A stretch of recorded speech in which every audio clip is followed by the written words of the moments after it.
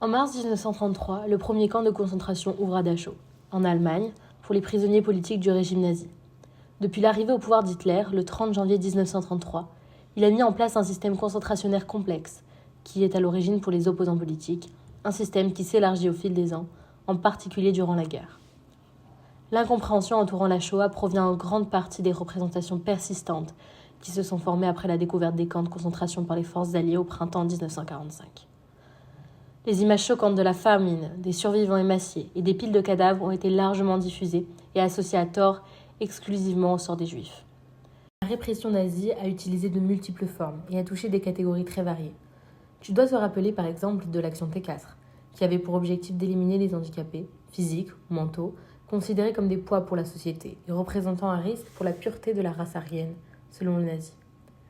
6 centres d'euthanasie avaient été mis en place et on dénombre au moins 70 000 morts. Les camps de concentration ont pris de multiples formes pour accueillir d'abord des opposants ou des personnes dites asociales. Avec le début de la guerre, des camps sont mis en place pour enfermer les prisonniers de guerre. On les appelle les Stammlager ou les Stalag pour les soldats et les Hofeislager ou Hoflag pour les officiers. C'est environ 1 580 000 prisonniers français qui furent déplacés en Allemagne, répartis dans 28 camps pour officiers et 69 camps pour hommes de troupe.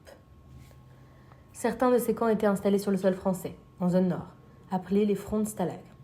Ainsi, les Allemands ont préféré laisser sur le sol français les prisonniers de guerre noirs et maghrébins de l'armée, par peur des maladies tropicales ou d'atteinte à la pureté du sang arien, selon leur dire. Ces prisonniers restés sur le sol français étaient dispersés dans les 66 Frontstalag, dont celui de Vesoul, le camp de discipline pour les indigènes coloniaux. Les soldats noirs détenus au 31 décembre 1943 seront encore 10 475 à la fin de la guerre. Certains d'entre eux parviendront à s'évader ou seront libérés par les forces françaises de l'intérieur, FFI, qui le rejoignirent souvent. Il faut encore accueillir les travailleurs du STO, le service de travail obligatoire mis en place par les nazis en France pour fournir des travailleurs au Reich. Les détenus de ces camps et de prisonniers et de travailleurs vivent dans des conditions difficiles, mais ils ne sont pas coupés de leur famille. Ils peuvent recevoir des lettres et des colis. Les prisonniers sont affectés à des détachements de travail dans les charbonnages, l'agriculture, les forêts et le bâtiment. Certains sont même utilisés dans les usines d'armement. Un certain nombre est frappé par la tuberculose et bien d'autres maladies. Malgré l'aide de la population locale et des organisations de secours, la faim n'est pas comblée et le froid est mal combattu. La solidarité des habitants permet également la réussite des invasions, qui auraient été vouées à l'échec, car les évadés sont beaucoup trop facilement reconnaissables par leurs faibles conditions physiques ainsi que par leur tenue. Cette complicité oriente de nombreux évadés vers les réseaux de la résistance. La répression prend également une autre forme, mais plutôt en Europe de l'Est. Il y a les ghettos, qui selon les Allemands visaient à contrôler, isoler et séparer les Juifs du reste de la population avant la mise en place de la solution finale. La Shoah prend une toute autre dimension, avec les Einsatzgruppen, destinés à exterminer par balles les victimes en Europe de l'Est. Ce mode d'extermination est appelé la Shoah par balle. La découverte des sites où la solution finale fut mise en œuvre a été souvent source d'incompréhension, car l'ampleur du massacre et la méthode utilisée ne laissaient aucune trace visible. Nous ne pouvons pas nous arrêter sur toutes ces répressions. Nous avons donc choisi de t'expliquer les différents types de camps et leur rôle dans le régime nazi dans 4 petites capsules vidéo. Pour la première vidéo, nous faisons une incursion en France, sous le régime de l'État français, qui met en place de multiples camps d'internement et de transit. En 1938, le gouvernement français avait créé les camps de transit pour gérer les flux migratoires. Puis, sous l'occupation allemande, il détenait des prisonniers de guerre, des résistants, des juifs ou encore d'autres groupes indésirables. Le régime de Vichy a ensuite intensifié leur utilisation pour réprimer la résistance, arrêter les opposants politiques et détenir des juifs civils. Les camps de transit les plus connus en France sont ceux de Drancy, Gurs ou d'Émile. La deuxième vidéo t'expliquera le type de camp le plus répandu, le camp de concentration. Comme on te l'a dit, les camps de concentration furent créés dès l'arrivée au pouvoir des nazis en Allemagne en 1933.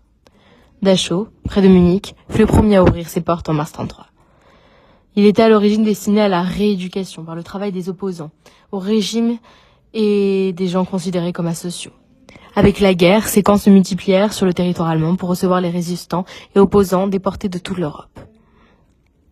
Le principe de la mort par le travail forcé au service de l'Allemagne devient alors la règle. Nous nous arrêterons sur quelques-uns de ces camps, comme par exemple celui du Neisweiler Struthof en Alsace, qui a permis l'exploitation de granit et accueilli de multiples expériences pseudo-scientifiques. Il y aura aussi celui de Ravensbrück. C'est un camp d'abord pour les femmes résistantes et opposantes, puis mixtes. Par exemple, Denise Jacob, la sœur de Simone Veil, y a été enfermée. 90 000 femmes et enfants y ont été assassinés. Les femmes étaient maltraitées, battues, assassinées, violées. Les expériences médicales sont exercées à partir de l'été 42 sur les femmes. Enfin, le camp de Bergen-Belsen, qui était un camp de travailleurs à l'origine, divisé en plusieurs secteurs, résidences, prisonniers et prisonniers de guerre. Suite à l'arrivée des détenues féminines, un camp de femmes a été créé, et à la fin de la guerre, il a accueilli beaucoup de prisonniers venus des camps, plus à l'est, notamment d'Auschwitz-Birkenau. Les conditions étaient si déplorables que d'innombrables maladies se sont développées, entraînant un grand nombre de décès. La troisième vidéo t'expliquera le dernier type de camp, les centres de mise à mort. Contrairement aux camps de concentration, les déportés n'y sont pas détenus pour travailler, mais s'y sont directement tués à l'arrivée. C'est la raison pour laquelle ils sont appelés centres et non pas camps. L'action Reinhardt, lancée en octobre 41, s'est fixée comme objectif l'extermination des Juifs d'Europe de l'Est. Elle est complétée par la solution finale à la question juive d'Europe, dont l'objectif est l'extermination de tous les Juifs d'Europe, et même d'Afrique du Nord. Estimée à 11 millions par les nazis lors de la célèbre conférence de Wannsee, près de Berlin, en janvier 42. Tu pourras découvrir les sites de Ponard, Ciemno ou Kulmnov, Belzec, Sobibor et Treblinka. On pourra ajouter Majdanek et Birkenau. On estime que 3,5 millions de Juifs furent tués dans ces camps, par le biais des chambres à gaz, principalement, ou abattus. Contrairement aux camps de concentration, les sites comme Treblinka, Sobibor, Belzec et Ciemno n'étaient pas équipés de bâtiments ou de structures visibles, de charniers ou de monceaux de cadavres. Les découvertes de ces sites n'ont pas donné lieu à des films ou à des campagnes massives de photographie. Les rares clichés pris à Treblinka témoignent de l'horreur des lieux. Mais la véritable compréhension nécessite une vision plus profonde. Vasily Grossman, après la découverte de Treblinka, a écrit un poignant récit, décrivant le site comme un terrain vague entouré de barbelés, engloutissant un nombre incalculable de vies humaines. La quatrième et dernière vidéo fera un éclairage sur les camps le plus connus de l'histoire de la Shoah, celui d'Auschwitz-Birkenau. C'est un camp à part puisque c'est à la fois un camp de concentration et un centre de mise à mort. Le plus grand camp construit par le régime nazi s'est vu recevoir 1,3 million de déportés provenant d'un peu partout en Europe, et seulement 200 000 personnes environ y auront survécu. Camp montrant l'apogée de la barbarie nazie, il fut le plus important des camps de concentration, mais aussi le plus meurtrier des centres de mise à mort. Auschwitz est d'une complexité industrielle et est constitué d'une multitude d'espaces et de camps annexes, articulés autour de la ville d'Auschwitz, désignée par le Troisième Reich pour devenir un modèle de développement urbain et industriel. Les lieux de la Shoah ne sont pas vides, ni exempts de traces, mais ils sont constellés de débris, de fragments et d'autres ruines. Comprendre ces traces nécessite une capacité à saisir l'horreur indicible qui s'est déroulée là-bas, bien au-delà de ce que les photographies peuvent exprimer.